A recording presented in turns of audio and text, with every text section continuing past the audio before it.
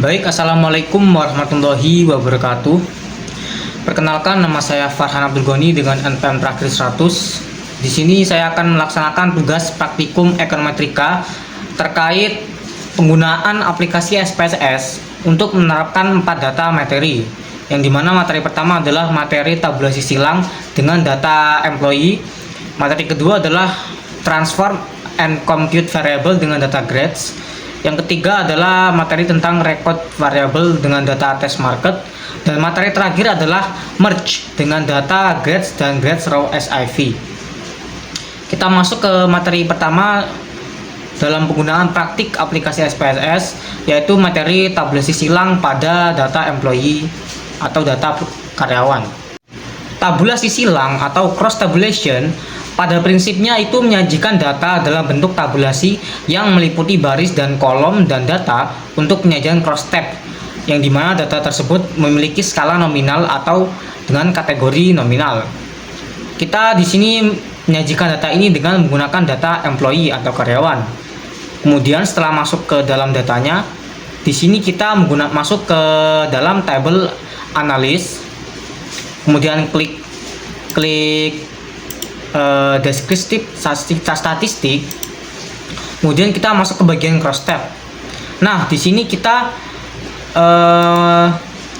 kita isikan variabel employment kategori di row dan gender di kolom. Kemudian pilih menu statistik, lalu pilih chi-square, kemudian pilih menu cells, lalu pilih observe dan percentage row. Hasilnya di sini kita akan ditujukan pembagian kategori pekerjaan berdasarkan jenis kelamin. Chi-square digunakan untuk menguji apakah ada asosiasi atau hubungan antara kategori pekerjaan dan jenis kelamin. Hasil chi-square khususnya pada asymptotic significance akan menunjukkan bahwa apakah ada hubungan asosiasi antara kategori pekerjaan dengan jenis kelamin atau tidak. Demikian penyajian data tabulasi silang menggunakan data employee atau data karyawan. Baik, untuk materi kedua yaitu kita mentransformasi dan mengkomputasi variabel. Jika misalnya dalam analisis kita memiliki 2 variabel, kemudian ingin membuat variabel baru yang berasal dari 2 variabel tersebut, maka kita dapat mengkomen atau mentransform dan mengkomputasi variabel tersebut. Di sini kita menggunakan data grades atau data tingkatan, yang dimana ada variabel quiz 1 sampai 5. Nah, misalnya kita ingin membuat variabel baru yaitu total nilai quiz.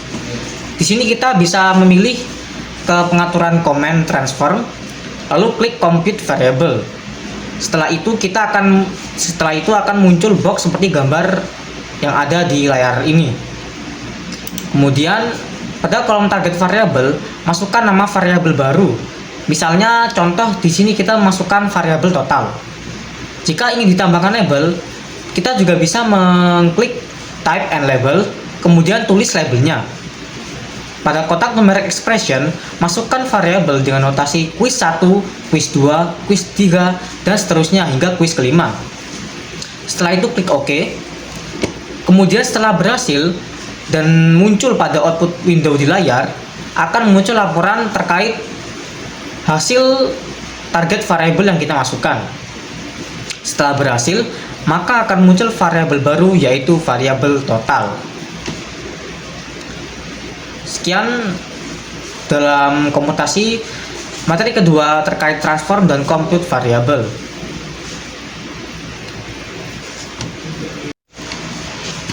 Baik, untuk materi selanjutnya di sini kita akan merekode variabel atau mengkodekan ulang variabel tertentu. Melakukan rekode variabel atau mengkodekan variabel adalah menciptakan variabel baru, tapi bukan mengambil variabel dari luar data set atau data yang lainnya.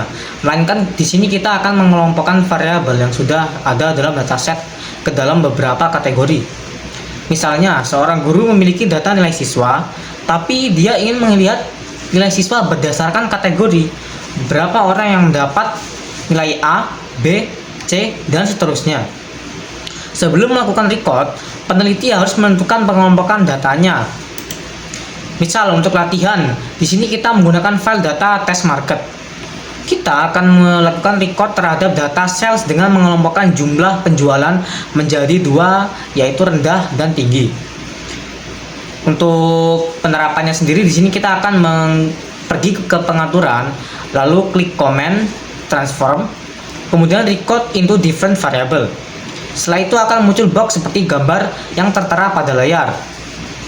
Nah, setelah itu masukkan variabel sales ke dalam kotak, kemudian ubah namanya, lalu ubah ke dalam old dan new value. Kemudian pada kotak range lowest through value, masukkan angka berapa batas nilai paling rendah. Di sini misalnya kita pilih angka 51. Nah, setelah mengetik angka 51, masukkan angka 1 ke dalam kotak value di box new value, kemudian klik add. Setelah itu masukkan pada kotak range value through highest nilai batas untuk kategori yang paling tinggi. Misalnya di sini tertera 51.01.